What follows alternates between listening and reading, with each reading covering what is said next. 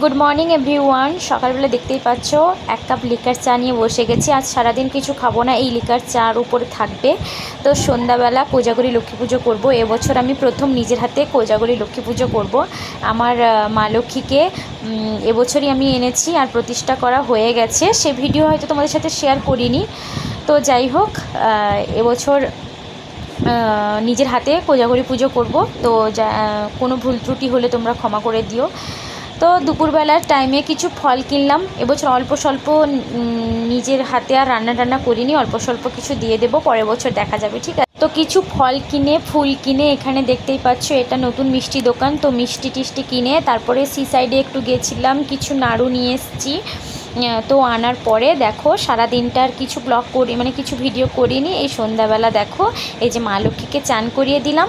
চান করানোর পর আমার দিদি মা লক্ষ্মীকে শাড়ি পরিয়ে দিয়েছে, আর আমি এখানে দেখো প্রদীপ জ্বালিয়ে ঘট স্থাপন করে দিলাম। আমি বামন ডাকিনি, সবটাই ফোন দেখে করেছি, হয়তো কিছু ভুল ত্রুটি হবে। তো যাই হোক, আবারও বলে দিচ্ছি কোনো ভুল ত্রুটি হলে তোমরা ক্ষমা করে দিও। দেখো ঘটের উপর একটা ছিট কাপড় দিয়ে দিলাম। তারপরে দেখো মা লক্ষ্মীর জন্য একটা জবা ফুলের মালা নিয়ে এসেছিলাম। মা লক্ষ্মীর যেহেতু লাল জবা খুবই প্রিয় আর লাল জিনিসটাও প্রিয়। তো যাই হোক, দেখো মা লক্ষ্মীকে সাজিয়ে গুছিয়ে বসিয়ে দিয়েছি। আর এখানে আমার মা লক্ষ্মীকে দেখো এখানে খই খাচ্ছে। তো আমি মা লক্ষ্মীর জন্য কিছু খই নিয়ে আমার দিদিকে ধরিয়ে দিয়েছিলাম সেদিকে। আর আমার মা বলছে, মানে আমার মেয়ে খাবে বলছে, তো ওই জন্য দিদি ওকে দিয়েছে। তারপরে দেখো এখানে ফলগুলো কুচিয়ে নিচ্ছি। ফলগুলো কুচানোর পর তারপরে আমি পুজো শুরু করব, ঠিক আছে।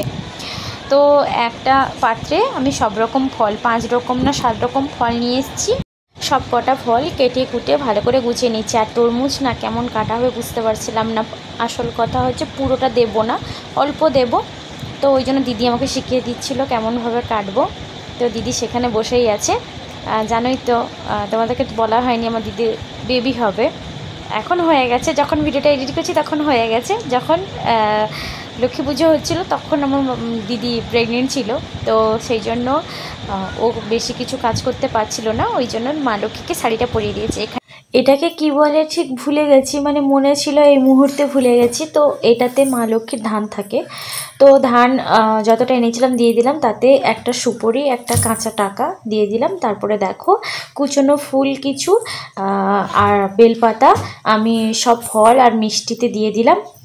তো সামনে থালাতে সাজানো আছে, এই যে দেখতেই পাচ্ছ একটা মঙ্গল সামগ্রিক মা লক্ষ্মীকে দিতে হয়, যেটাতে আলতা, সিঁদুর, পান, দুব্ব ফুল, তারপরে আরও অনেক কিছু আছে। তো তারপরে সেটা দিয়ে দেওয়ার পর মায়ের প্রণাম মন্ত্র বলে আমি তো পুষ্পাঞ্জলি দিয়ে দিলাম। তারপরে ভোগে জল ছড়িয়ে দিলাম। প্রথম পুজো করছি, তো ভুল ত্রুটি তো অবশ্যই হয়েছে, হয়তো যদি হয়ে থাকে তোমরা ক্ষমা করে দিও, আবারও বললাম।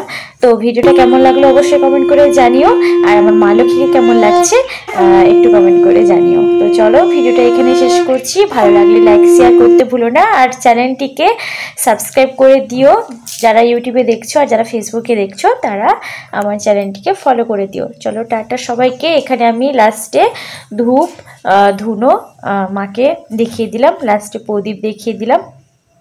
তো চলো তারপরে সবশেষে প্রণাম করে নেব।